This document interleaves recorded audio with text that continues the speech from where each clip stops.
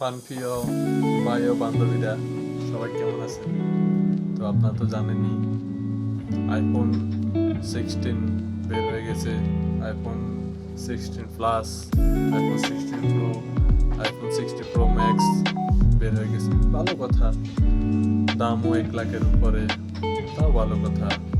তো সবাই রিচ ফ্যামিলির লোক চেষ্টা করতেছে কারা আগে কিনবে, প্রেস দিতেছে, ভালো কথা।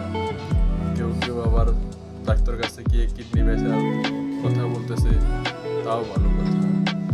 তো আমিও ডাক্তার কাছে গেছিলাম। যাওয়ার পরে আমি চেক আপ করাইলাম, আমার কিডনি, নাড়ি বুড়ি, চোখ সব কিছু চেক আপ করাইলাম।